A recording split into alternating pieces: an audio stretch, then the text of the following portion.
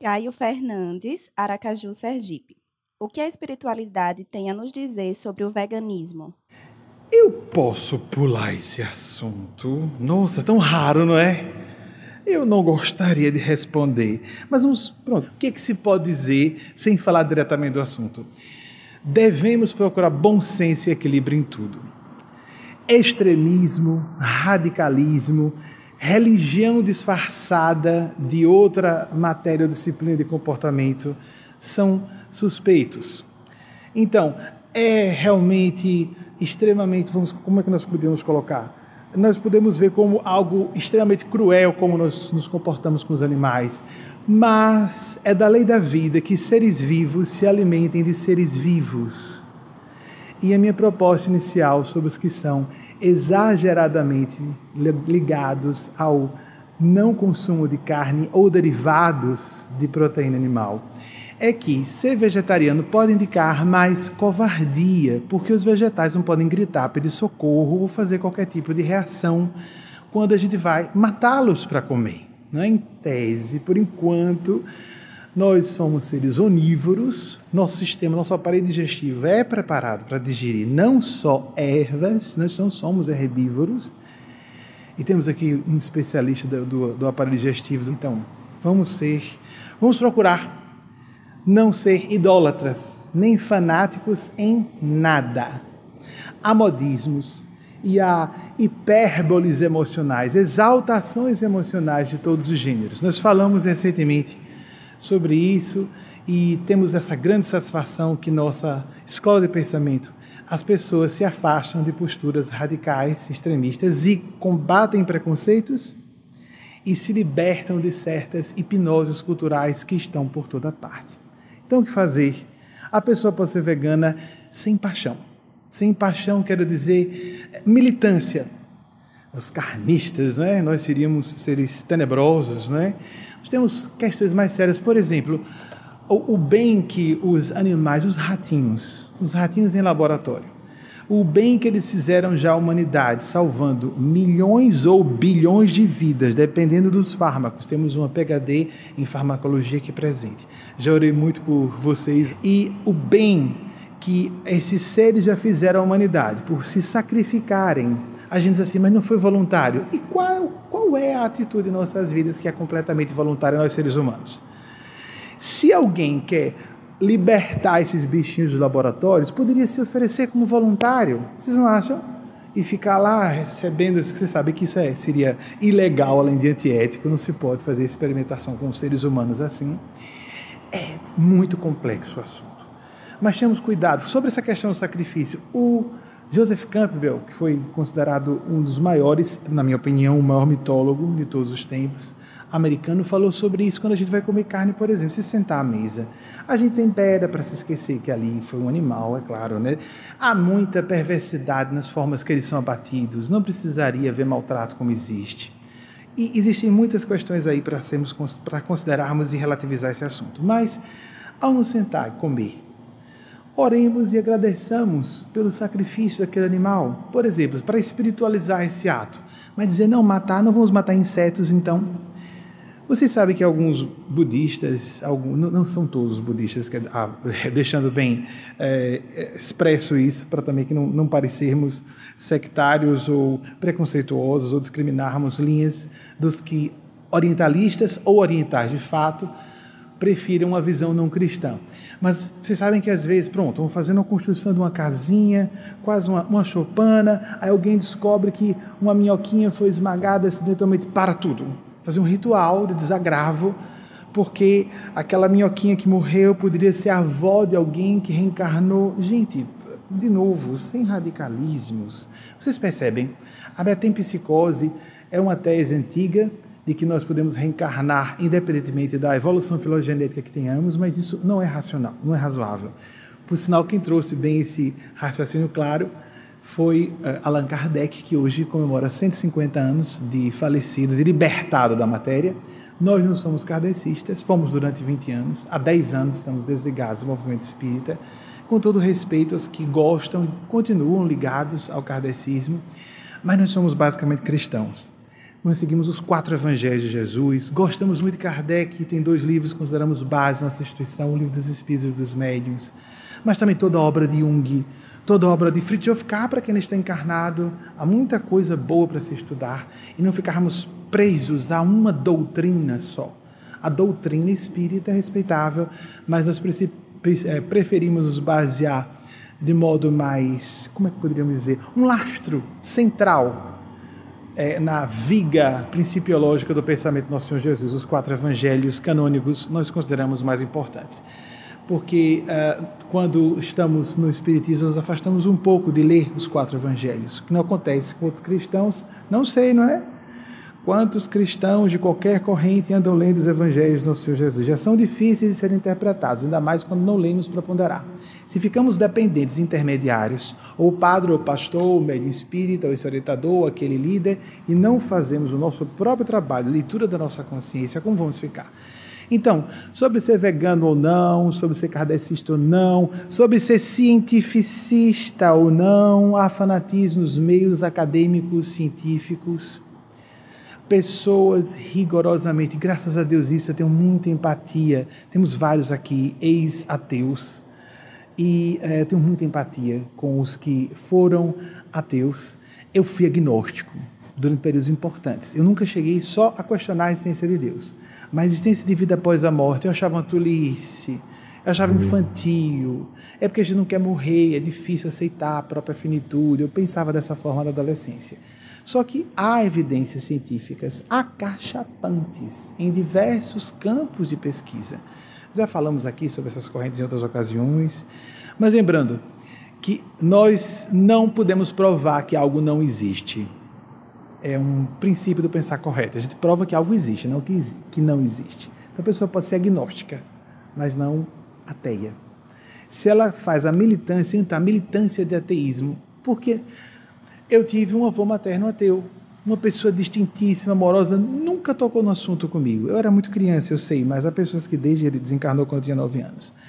Mas há pessoas que falam desde cedo, se afaste dessa ilusão de religião. Mas e aí, o que a ciência fez pela humanidade, gente? Temos explosões nucleares a perigo de acontecerem. Meu Deus do céu, Deus nos livre, confrontos nucleares, estamos voltando à época de perigo, de confrontos bélico-nucleares, de novo, depois que se cessou tudo isso, esse horror da época da Guerra Fria, estamos voltando à guerra, sabe lá Deus como vamos denominar, que tipo de estado de belicosidade, de genocida nós vamos entrar, ou seja, a má ciência, a má política, a má religião, tudo que tem ser humano degenera com o nosso lado sombrio, mas também tem potencial angelitude com o nosso lado construtivo dedicado ao bem. Então essa ideia de que empresários são todos mercenários ou certas classes privilegiadas. Então as pessoas têm mais aversão a quê? A médicos, a classe médica, a classe jurídica, óbvio, por quê, né? A classe política, a classe religiosa, a classe... Vocês veem que são áreas de muito prestígio e influência, de muito poder. Então tem um pouco de inveja nisso aí. E tem um pouco de nós não sermos lúcidos em relação, sermos autocríticos. A verdadeira lucidez começa com a autocrítica, de enxergar nossas inclinações menos felizes. Então, sem radicalismos, quem está completamente convencido tem que ser vegano e não só vegetariano, seja, mas não fique demonizando quem não é e dizendo que você é uma pessoa mais espiritual porque não come carne. Vamos lembrar uma coisa curiosa. Nos últimos anos de vida de Chico Xavier, eu quero lembrar de Chico Xavier, vamos começar por Chico Xavier. Chico Xavier tinha uma empatia especial com os animais. E durante o início de sua encarnação, ele era vegetariano. Até que o espírito André Luiz, provavelmente Carlos Chagas, André Luiz era um pseudônimo, pediu: ou você come carne, ou você não vai ficar encarnado pelo tempo que precisa estar encarnado. O corpo humano foi projetado no correr de milhões de anos, antes mesmo de chegarmos à condição humana. Nós temos raízes aí evolucionais anteriores à condição hominal. O nosso corpo foi preparado para consumir carne. Houve um tronco hominídeo que não sobreviveu, irmão do tronco nosso que sobreviveu, que não comia carne. Porque comemos carne, nós sobrevivemos. Isso é ciência. Ou você come carne, ou teremos uma tecnologia que substitua completamente a carne. Há muita controvérsia entre os nutricionistas e médicos nutrólogos sobre isso. Ou você vai desencarnar. Ele começou a comer carne. Agora, o que aconteceu com o final da vida de outra pessoa graciosamente amada pela espécie humana? O Führer nazista Adolf Hitler, no final de sua vida, estava muito confuso, porque ele achava que o Terceiro Reich duraria 1000 anos, ele seria... Eu vou ser discriminatório. Peraí. Ele queria ser muito poderosa, né, gente? Ele poderia resolver a vida dele de outro modo mais simples, menos agressivo, menos violento. Posso falar, né? Porque eu pertenço à comunidade LGBT, então não deveria se resolver de outro modo, gente. Então, e acho que se deve falar isso publicamente, viu, amigos? Acho que as instituições espirituais e religiosas estão padecendo de credibilidade por essa preocupação de as pessoas ocultarem demais sua vida privada, como se tivessem coisas escusas a esconder. Quando não temos nada escuso a esconder, nós podemos falar abertamente. A pessoa fica celibatária. É celibatária mesmo ou tem depravações? É celibatária mesmo ou vive de masturbações?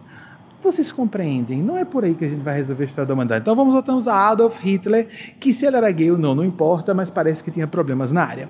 Aqueles rapazes louros, todos cantando hosanas a ele, etc. Muito bem, então... é para simplificar, para a gente rir, não é? Porque é perigoso, inclusive, nós rirmos de monstros. E é curioso também que não demonizemos as criaturas que se tornaram monstruosas, porque nós então começamos a nos inclinar, a desenvolver as tendências que elas tinham. Essa lei da psicologia profunda. Nossos amigos, como isso é verdade, ouçam bem, eu já disse isso outras vezes, mas vamos fixar bem. Nós tendemos a nos tornar aquilo que odiamos. Olhem que perigo. Nós tendemos a nos tornar aquilo que odiamos. Então, o perdão não é só para a gente se libertar de uma mágoa. Alguém nos fez mal. E eu continuo, não perdoo nunca, como se fosse uma questão de autodefesa, autoestima, ou dizer não concordo com o comportamento errado da pessoa comigo, não tem nada a ver.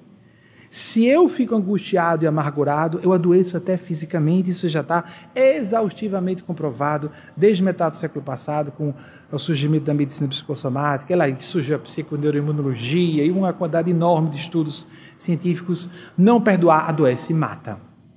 Vários tipos de enfermidades, congressos de reumatologia, congressos de oncologia, congressos de psiquiatria, quando vamos falar de depressão, tocam sempre no assunto do perdão. Perdão é uma libertação que a gente concede a nós concedemos a nós próprios, a nós mesmas, não a pessoa que estamos perdoando. Nós podemos manter algum laço com a pessoa, nós podemos romper completamente o contato com a pessoa, nós podemos discordar dramaticamente de tudo que tenhamos sofrido, mas o perdão é uma autolibertação. Mas sabe mais do que isso? Já pensou nós odiarmos muito a pessoa? Se ficarmos apaixonados pelo ódio, nós vamos começar a desenvolver o que aquela pessoa tem, aquilo que nós mais odiamos. Olhem um perigo. Quando a gente vai ver a história das guerras, das civilizações se confrontando, e quando, por exemplo, nós vemos o que Hitler falava de Churchill e Churchill de Hitler, eu uma vez vi um trocadilho desses, recente, de uma frase de um falando sobre o outro, a gente jura que é o outro falando de um. Ou que americanos falam de franceses e franceses falam dos americanos, porque um projeta um grupo nacional sua sombra psicológica no outro. Prestemos atenção de novo, olha a questão do radicalismo, olha a questão de... Sócrates falou sobre isso. E ao mesmo tempo, quase, no mesmo século, em espaço de menos século, o Siddhartha Gautama Buda estava dizendo a mesma coisa. Caminho do meio, equilíbrio, serenidade. Então, não projetemos. O que foi que Hitler falou sobre isso para encerrar esse assunto? Hitler estava confuso.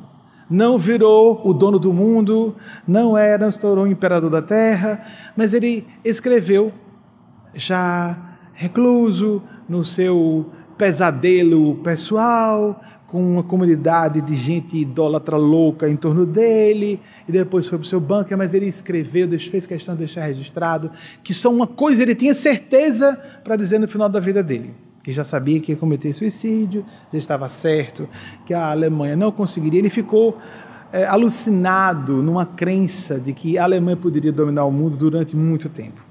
Por um tempozinho, no início da guerra, todo mundo ficou um pouco assustado, porque a Alemanha era muito bem armada, realmente era uma potência significativa para a época, muito mais do que nós podemos imaginar hoje. Foi um horror a época da Segunda Guerra Mundial, um horror inqualificável. Sem contar o poderio japonês e o italiano, que não era importante, mas a Segunda Guerra poderia ter demorado muito mais tempo do que demorou, causar devastações muito maiores do que causou.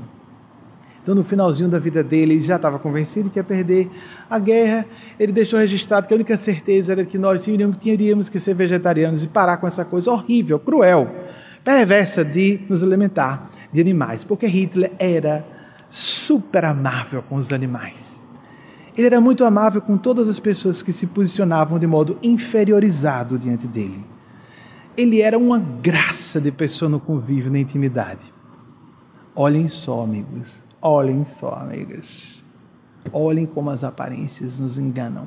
Estou dizendo que ser vegetariano está errado. De jeito nenhum. Por um tempo eu fui vegetariano, depois eu parei.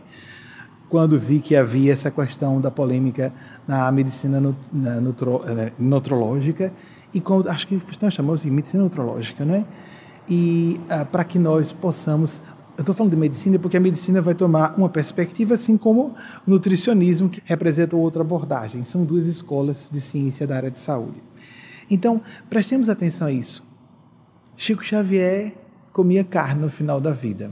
E Hitler evoluiu para ficar completamente convencido que isso era uma perversidade. Então, seguindo o filósofo pensador Adolf Hitler, é muito cruel e perverso, nós devemos ser muito radicais com essa questão de não comer carne, viu, gente?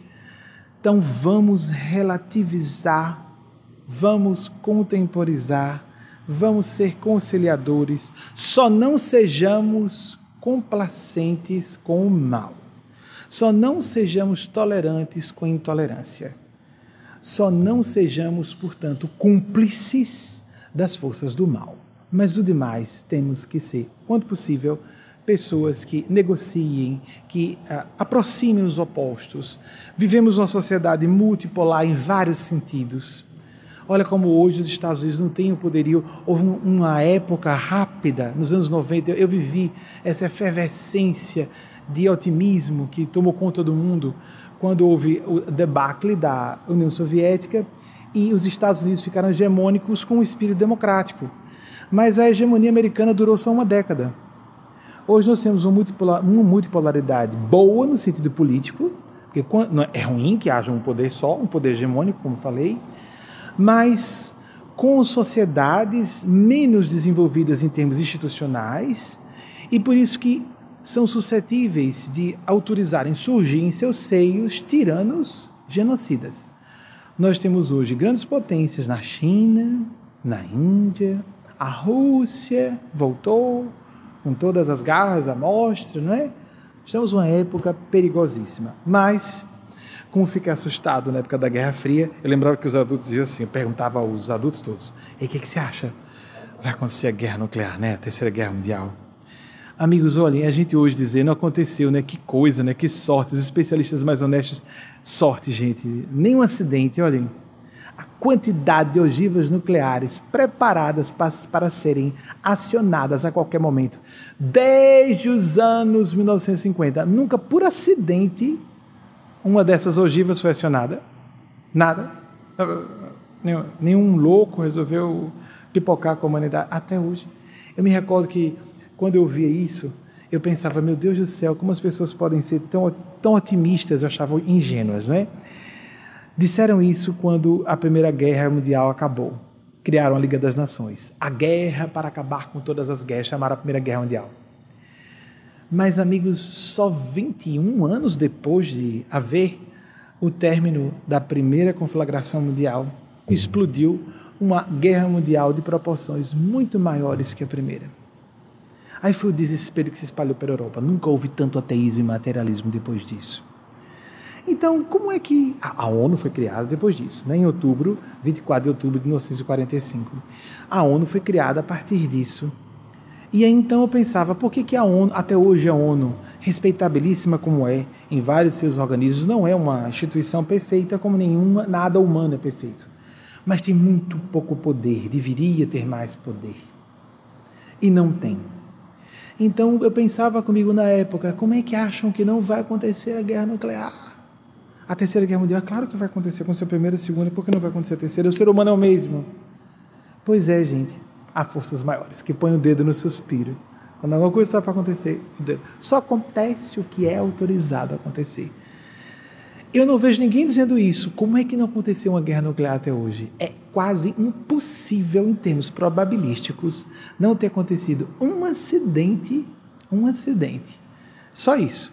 Uns operadores, um que encheu a cara, um estava surtado, num surto esquizoide, resolveu acionar alguma coisa. Tem uma série de recursos de segurança, não é? A pessoa não facilmente faz isso, mas há também relatos curiosos. Eu vou deixar aqui reticências. Um segredo pela metade contado para vocês. Alguns conhecem isso. Há relatos de autoridades militares de alta patente que estão aposentadas e que registram, e há registros disso, de que houve acidentes assim. Os mísseis foram disparados, mas não chegaram do outro lado. Nós estamos sendo observados, nós estamos no jardim de infância humano, a gente se acha o máximo. Oh, quanta ingenuidade casada à presunção. Ignorância, pouca inteligência e muita presunção. Muita. É característico do ser humano. Ou a gente pende para o extremo da presunção, ou caímos no outro extremo de nos julgarmos com complexo de inferioridade abaixo do que somos e deixamos de fazer o que podemos.